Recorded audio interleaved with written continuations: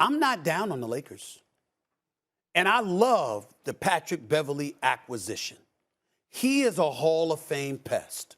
If there was a Hall of Fame for pest, he would be in it. Somebody that's going to ruffle your feathers and agitate you. And I'm not just talking, Doggy and Swagoo, about the opposition. I'm talking about your own teammates. Oftentimes, I've joked about this in the past, and I don't mean it in its literal sense when I say goon, and I'm not talking about Patrick Beverley, but I've often said if I was the president of basketball operations for a franchise, one of the first things that I would get is a goon. One of the things that I was most proud of that turned the Knicks around and made them respectable during the Pat Riley years and made them championship contenders. It wasn't just that they had Patrick Ewing. It wasn't just that they had a guy that they pulled off the scrap heap in a John Starks. It was Mason and Oakley who followed Xavier McDaniels. And it was a message. We ain't getting pushed around. We gonna be in your face, and we gonna be professionals at making life incredibly uncomfortable for you. That's how they were able to take Jordan to a 7-game series when they were relatively young in the Pat Riley era, because you could be that kind of team. The NBA has modified the game to such a degree where that's more difficult to pull off these days. But if anybody knows how to do it, it's Patrick Beverley. So I'm thinking about how he's idolized LeBron James all of these years, but it didn't stop him from competing against LeBron James and others when he went up against them. I'm thinking about how he and Russell Westbrook couldn't stand one another, and they talked about each other when they went against each other. Patrick Beverley was in Minnesota. He was one of the dudes screaming, he with us, when he was going against Russell Westbrook, and Russell Westbrook had the ball in his hands. He obviously hurt Russell Westbrook's knee, albeit unintentionally years ago, and Russell Westbrook didn't take kindly to that. So they've had those kind of battles. The difference is this. We gonna find out about Russell Westbrook. I'm not talking about his talent, because believe it or not, I still believe in Russell Westbrook's talent. I just think that he's not a good shooter. But his athleticism, his competitive fervor, all of those things. I'm not throwing no shade. I'm not doubting Russell Westbrook one bit. The question is going to be, are you willing to deal with a cat that's wearing the same uniform as you, that's gonna be in your you-know-what, if you try to fade mentally, or you try to act like you want to be so stubborn that you don't want to listen to nobody? Patrick Beverley is going to be one of the instigators going to change all of that.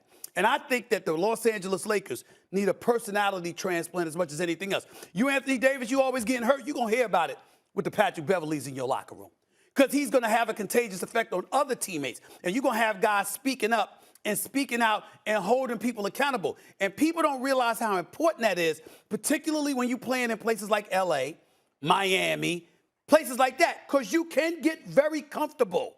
All right, the game's over. I'm just gonna go to South Beach, or I'm just gonna go, out to Catch. You know what I'm saying? The Catch restaurant, or Maestro's, or whatever. I don't need all this. You cool with it? No, you're not gonna be cool with that with a guy like Patrick Beverley. So I like the acquisition of him. Toscano Anderson from Golden State, because I think he's going to be an Energizer bunny. Lonnie Walker, the fourth from San Antonio. He ain't a shooter. I'm not sleeping on him, though. But this kid, Scottie Pippen Jr. Remember I said that name. Scottie Pippen Jr., Doggy.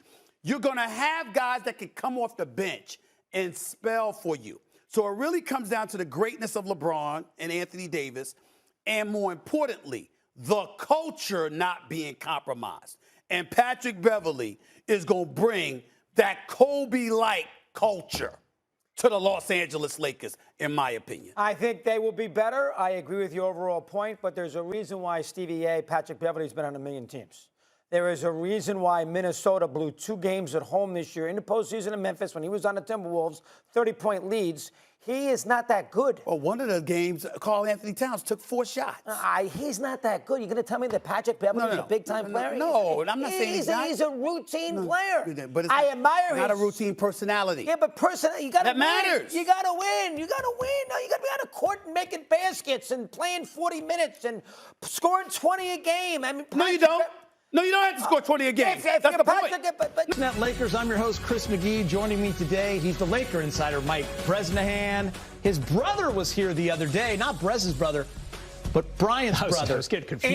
Andy was here, and now we have Brian Kamenetsky. The better Kamenetsky. Well, I happen to agree. Yes. Are you still doing that thing 5 days a week? Every freaking day. For 5.5 months. in the offseason. During the offseason. Just boom, daily, bam. Then this show should be a layout for you. You know what it is? It's a rise and grind kind of thing. It is. That's how I roll. That's how you roll. And you should have no problem with any of the topics we have today. No, I'm sure. But they've covered at length. Did you just ignored sure. Producer B more when you walked in today? You just said, I got everything. Whatever they throw at me. Sure, whatever. I'm on More your fun schedule. Great. Russ, whatever. All right, well, let's get into it. We start with the latest in the world of Russell Westbrook. Last Friday, Ramona Shelburne said on the Low Post podcast that Russ is very open to a trade. He hasn't asked for a trade, but he's open to it. And to somebody who wants him and wants to empower him and wants him to be the Russell Westbrook of old. A couple different ways you can take that quote. I'm not sure if that's what the Lakers need. That's not necessarily my question with you guys. I mean, I think it's about fitting into a system, right, and playing winning basketball. But I will take his comments, and I'll ask you guys, can Russ turn back the clock and become the Russ of old? No, because of age and because of the people around him. I mean, there's too many good players around him. AD and LeBron are going to suck a lot of his stats away, so you're never going to see the Russ that was the MVP, all right? And I think people have realized that. But I'm not sure that he's unwanted. You know, I feel like Darvin Ham has really done a good job, from what I've been hearing, of staying in touch with Russ and keeping him close to the Lakers and what they want to do, like as a team. How are your workouts going? When you're coming back in here? Like, I feel like there's a good connection there. So I don't think Russ should necessarily feel unloved. I just feel like maybe some expectations should be tempered, either by the Lakers or by him. And I think that will happen once the season starts. There's just too much talent around him for him to be putting up, 25, 15, and 15 every night. The usage isn't there. The usage isn't there from his super prime days, whether it's Oklahoma City or beyond. What does it look like, though? Can you get some of that, like the finishing around the rim last year? Yeah. That wasn't the Russell Westbrook of old. Like, can you get some of that back? Like, we've seen the pictures. The dude looks shredded. Like, he is in phenomenal shape. It's not about scoring 25 a game, but can you finish around the rim? Can you finish around the rim? Still be explosive. Can Darvin Ham find those places on the floor where he can be at his best? You know, it was interesting, Pat Beverly, when he came to, and did his little introductory press conference with our friend Mike Bresnahan. He noted, like, we shoot from different spots. Russ is in one, like, really likes one corner. I do really well over here. Like, can Darvin get him into those positions where he can be at his most effective, so that even with that more limited usage, you're getting something that plays to his best strengths and can kind of hide some of those weaknesses? How can Darvin maximize his skill set? Are there some small ball lineups where he has the ball more in his hands, maybe LeBron at the 5? I mean, what do you think, Preston? That's such a great question. I mean, I think you want to keep him away from the three-point line. He was under 30% from three-point shots last year. So I think you need to kind of talk to him. Except the left corner. Only left corner. He's okay there, right? And it wasn't a huge volume, high volume, nothing like that. But I think Darvin has to get through to him and say, hey, man, just defer a little bit more often. If you're not feeling it, or drive and dish, kick it out. Pat Bev, good three-point shooter. Not a high-volume guy, but good from the corner. He likes the right corner. So drive and dish, get it out to your new teammate. LeBron's been working on a lot of threes. He keeps posting videos showing us that much from his finest state in Brentwood. So I think that, the Lakers don't have a ton of shooters, but the ones they do have, I feel like Russ needs to be a little bit more of a maybe dispenser a little bit more this season. Yeah, and this is where I think a lot of this is just really about Russ. And because so many of the things that the Lakers are going to need from him, if he's going to play the minutes that he wants to play, are going to be things that he frankly hasn't done as consistently throughout his career in terms of moving without the ball, setting screens. I don't expect him to be a great defensive player, but being fully engaged at all times on that side of the floor. Because Darvin made that very clear. Like, he and Pat Beverly can play together. Look, this starting lineup is an option here if they defend. Yeah. And the if was not aimed at Patrick Beverly. It was aimed at Russ. Do you think he should start, guys? I mean, here's a guy that's going into the Hall of Fame. He's been a star since the day he stepped foot into the league. I think you give him the opportunity to start. And if he doesn't work, it doesn't work. But you have to let him try. Yeah, no doubt. I mean, he's your team's highest paid player. It looks funny if he's come off the bench. It feels like a lost trade from last year, even more so if he's not playing. So you got to try it, see what it looks like. Put him next to Pat Bev. I kind of like that lineup. And kind of go from there. Yeah, I guess for me, the reason why I ask is because if he does come off the bench, and I know that there are guys that have to accept that that is the role and there are reasons for it. And once you can get through that, look at Lamar Odom, you can thrive. You have the ball in your hands. You're making the decisions. You are Russ of old. So maybe there's going to be a conversation. I don't know. Yes, I think there will. But But to start the combination. year, you start the year with him on the floor, I hear you. and you can find those combinations where he is using that in that bench unit. Maybe he starts, but 5 minutes you sub him out so that you can put him back in the game, whatever it is. What I really want to see is, does he finish games? So he put his LA home on the market for almost $30 million. That sounds like you guys want to go Brett. splitsies? Does that mean anything? This is so funny because it's always like, oh, this guy bought a house in LA or this guy's selling his house. Do you follow that at all? Yeah, it absolutely means something. I will not be bidding on it. That's By the way, number congratulations to Russ and his family for being able to put that on the market. Yeah, I mean, so that's kind of cool. It's a half great. acre. I mean, it's in Brentwood. It's a half acre though in Brentwood. $29 million. That's pretty cool. That's a from a square footage standpoint per dollar per half an acre. Yeah. Pricey real estate. Brentwood is not. So we're not reading too much into that, is what you guys are telling me. No. Players, AD was out here for a couple years before he finally bought a house. So yeah.